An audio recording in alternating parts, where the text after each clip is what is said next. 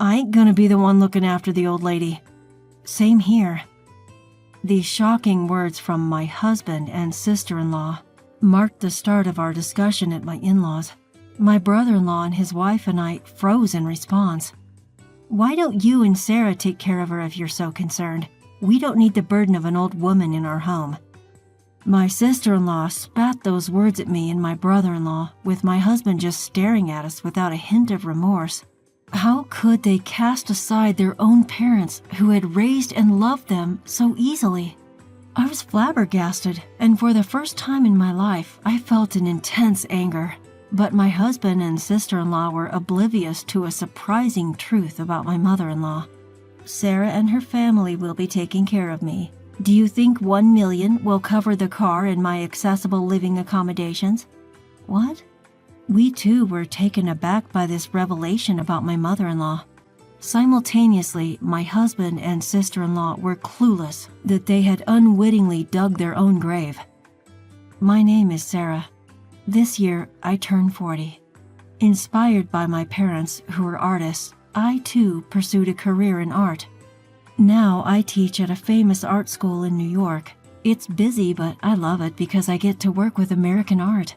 Through a family friend named Emily, I met and married her son Gavin when I was 26. We had our daughter Autumn the following year and our daughter Kate 3 years later. Now both my children are in middle school. I am living my passion for American art, inspired by my mother-in-law. I had hoped for a peaceful life with my family and my mother-in-law forever, but reality is not always kind. That harsh truth hit me when I received the news that my mother-in-law had suffered a stroke. She was a kind soul who loved me like her own daughter, having known me since I was a child through her friendship with my parents. But after my father-in-law, Ryder, passed away 3 years ago, she seemed to lose her spirit. I noticed this change and often visited her with my kids, spending time with her and even going on outings together. Slowly, she seemed to regain her spirit. However, one day, I was taken aback when my children called to say she had collapsed. I rushed to the hospital after explaining the situation to my boss at the art school. Upon arriving, I saw my husband, sister-in-law, and my kids having a heated discussion. Dad, Aunt, why would you say something like that? Grandma is your real mom, right? Yeah, you need to think about Grandma's feelings too, not just Mom's. Shut up. You kids have no business in this. Keep your mouths shut. Seeing my husband shouting at our children in the hospital and my sister-in-law glaring at them, seeing that they were not calm, I rushed over to them and interrupted their conversation. What's going on here? Calm down. Can someone explain to me what happened? Struggling for breath as I tried to soothe my bickering husband and children, my husband and sister-in-law both let out exasperated sighs, wearing annoyed expressions. You're slow, Sarah. Deal with these kids, will you? They've been going on and on about wanting to see their grandmother, and it's getting on our nerves. We have to be somewhere, so handle the rest, okay? Just like that, they dumped the situation on me and left the scene. My husband often treats our kids and me differently. He doesn't seem to care about us. This happens all the time. And while he has a part-time job that keeps him busy 4 days a week, it's not like he's bringing in a lot of money. Worse yet, all that he earns, he spends on himself.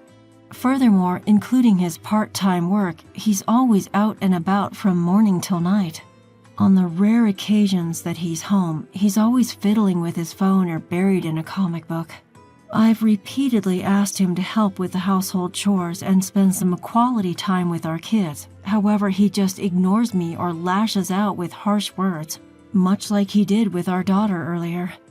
After getting married and having children, thanks to the generosity of my parents-in-law's friends, I never thought our life would turn out this way.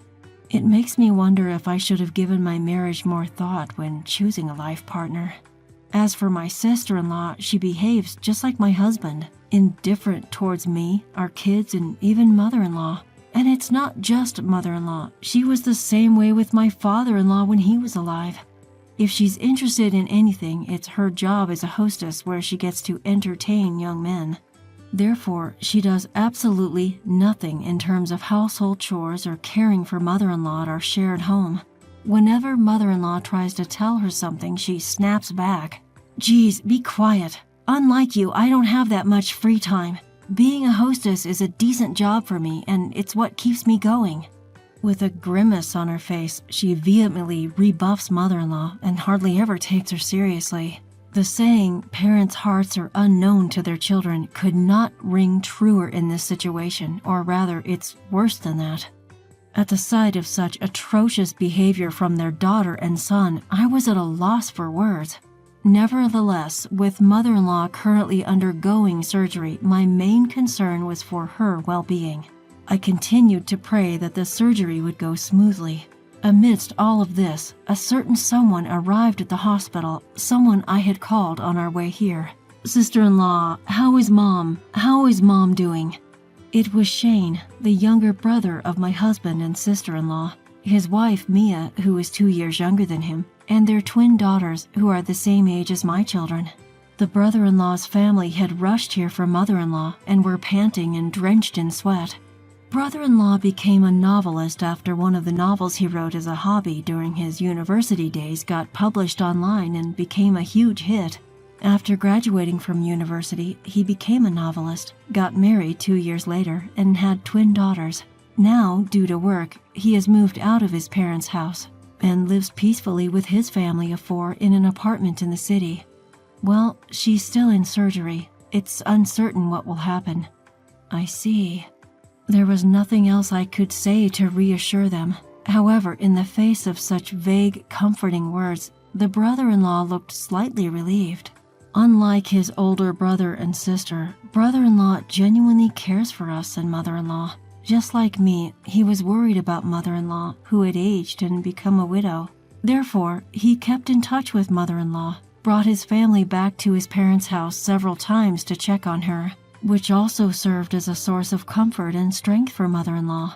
My in-laws were genuinely kind souls, and had always avoided saying anything more than necessary to my husband, my sister-in-law, my brother-in-law, since they were children.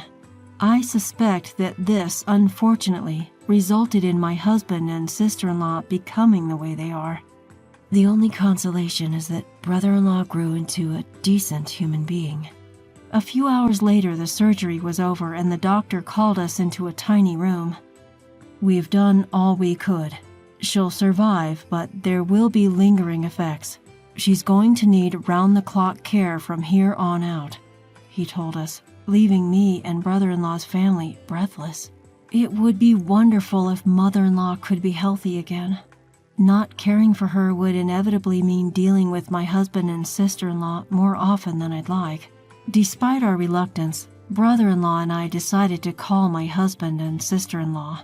They seemed bothered by the situation, but after a thorough explanation and persuasion from us, they finally agreed to talk about it. We had a meeting at my in-laws' house while mother-in-law was still hospitalized, and both my husband and sister-in-law attended. As soon as we started the meeting, my husband and sister-in-law began complaining, saying they weren't interested in caring for mother-in-law. "I ain't taking care of that old hag." "Same here." "What?" At those appalling words from my husband, both me and my brother-in-law's family froze. "Brother, sister, don't joke at a time like this. If you won't look after her, what's going to happen to Mom?" "Why should we care? You and Sarah can take care of her," she dismissively uttered, fiddling with her beautifully manicured nails. My husband, too, gave a nod, an expression of boredom etched on his face. "Then we should consider placing mother-in-law in a nursing home." "What nonsense! You're suggesting we use our money for that old woman? A nursing home? Are you kidding? That's just throwing money down the drain." At my husband and sister-in-law's outrageous remarks, my brother-in-law finally erupted. "So you're seriously abandoning Mom? Not willing to care for her or even put her in a facility?" "Shane, you're being annoying. If you're so concerned, why don't you and Sarah take care of her? We don't need a senile poor creature around." With a deeply exasperated expression, my sister-in-law spat out these words. My husband, too, was showing signs of frustration. At this point, I couldn't keep quiet any longer. Hold on. What's the meaning of this? She's your mother, and Gavin's and Shane's, right? As if we care. Just because she's our mom, why do you assume we have to take care of her? Shane is her son too, so you and Shane can take care of her.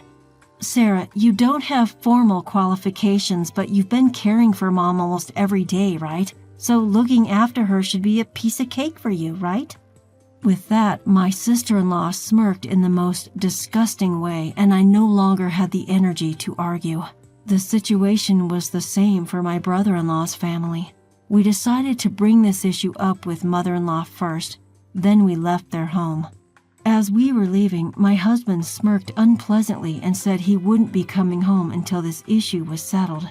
That they would so easily abandon their own mother who had raised and loved them. I was in disbelief, and for the first time in my life, I felt a deep anger. Days later, with heavy hearts, my brother-in-law's family and I visited the hospital where mother-in-law was admitted. When we entered mother-in-law's hospital room, she was in better spirits and greeted us with a smile. "Oh, Sarah and Shane, I'm sorry for being a bother." Every time we visited, mother-in-law would say something like this. "Mom, don't say such things. Look, we've brought your favorite grapes and pears. If there's anything else you'd like to eat, just tell us and we'll get it for you." Mother-in-law's condition had improved since she was first admitted, but as a side effect mentioned by the doctor, she had become paralyzed on her right side. As a result of her condition, she needed help from the nurses to eat, which had become quite difficult. Facing mother-in-law in this condition, my brother-in-law's family and I were hesitant, but we made up our minds to discuss our meeting with my husband and sister-in-law and propose living together at home. Really? I can't believe Olivia and Gavin would do such a thing to me. Saying this, my mother-in-law looked downcast, and that's when it hit me. She must have sensed, somewhere deep down, that she wouldn't be able to return to her own home anymore. In spite of it being my mother-in-law's house, my sister-in-law and her husband were living there. The bitter irony was, knowing her character, they would probably treat mother-in-law like a nuisance when she returned, likely forcing her into some kind of care facility. As I wallowed in my frustration, mother-in-law suddenly made a surprising request. "Sarah, could you please grab the banking card from the drawer of that desk over there?" With a serious look on her face, mother-in-law pointed to the drawer of the desk just next to her hospital bed. Inside that drawer were the valuable items, including the banking card, that I'd previously brought her from her house when I'd visited her in the hospital.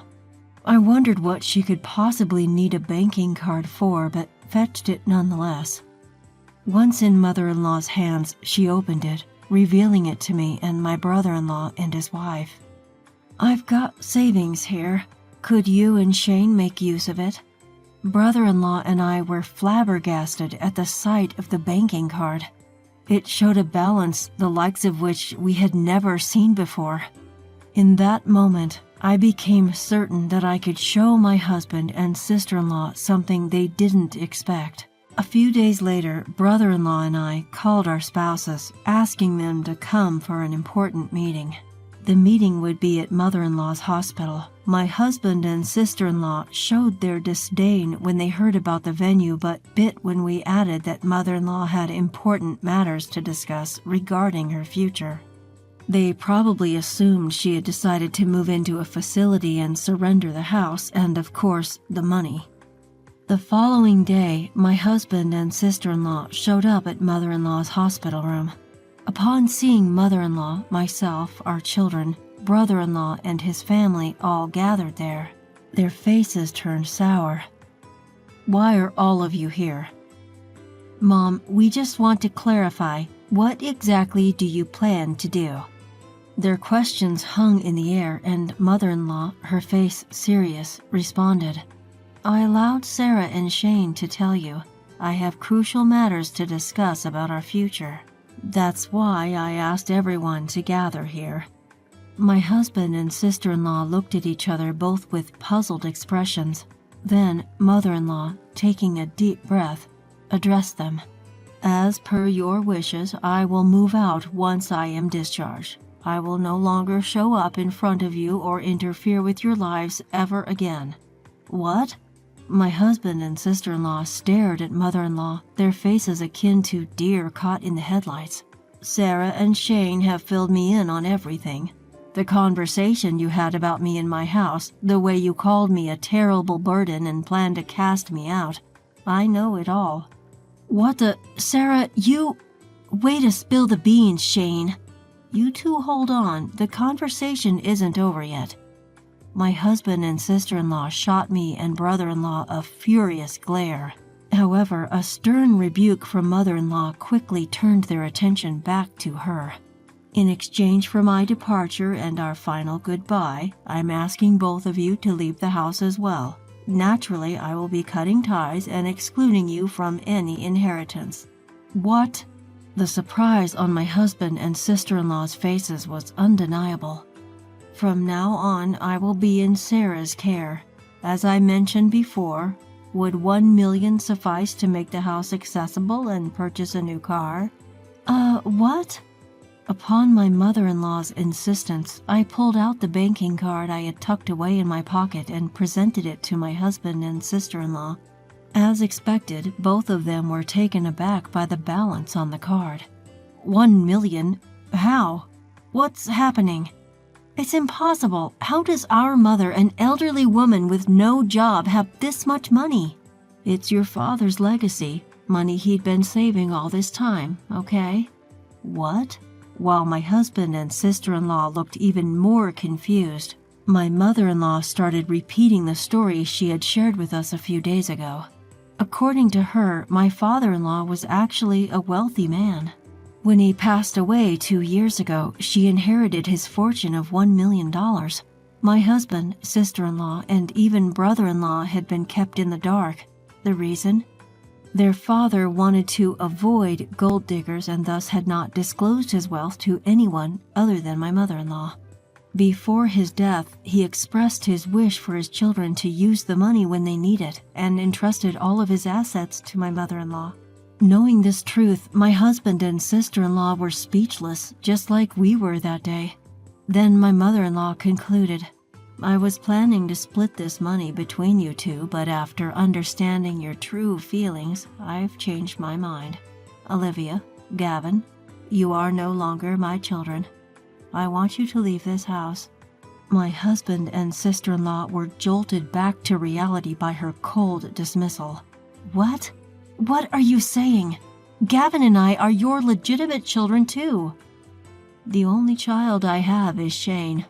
Plus, I have kind daughters-in-law, Mia and Sarah. You don't know them. Start packing your belongings now, sever your ties with Shane and Sarah, and leave. Having only ever known my mother-in-law's kind voice, I was astounded to hear this harsh tone. It seemed impossible that both could come from the same person. Looking at her, she had a very strong, aggressive look in her eyes, one that wouldn't allow any objections from my husband or sister-in-law. I was so stunned that I couldn't speak, but I quickly collected myself and pulled out my idea card, putting it next to the bank card. So here's the thing, Gavin. I'm taking this to City Hall right after, I declared. What? Are you serious? Gavin's eyes widened in shock as he saw the idea card I was brandishing. This goes to show how much you must despise me, right? Don't worry about Autumn or Kate. I'll take care of them. You just go live your life the way you want to. What I was holding was a divorce application. In a fit of rage during a previous argument about his lack of help around the house, my husband had filled it out and thrown it at me. Initially, I thought to discard it, but decided to keep it tucked away just in case our life together became untenable. At the moment of my pronouncement, my husband started trembling, erupting in a loud outburst. His sister-in-law, followed suit, yelling and lunging at my mother-in-law. Thankfully, my brother-in-law and his wife managed to restrain the two of them, and they explained the situation to the nurses who had rushed over when they heard the commotion. Security was soon called. A few minutes later, the security officers arrived, subdued my husband and sister-in-law, and escorted them out of the building while they screamed incomprehensible protests. Afterwards, with the help of a lawyer arranged by my mother-in-law, I divorced my husband. I not only received a financial settlement from the divorce, but also custody of our daughters.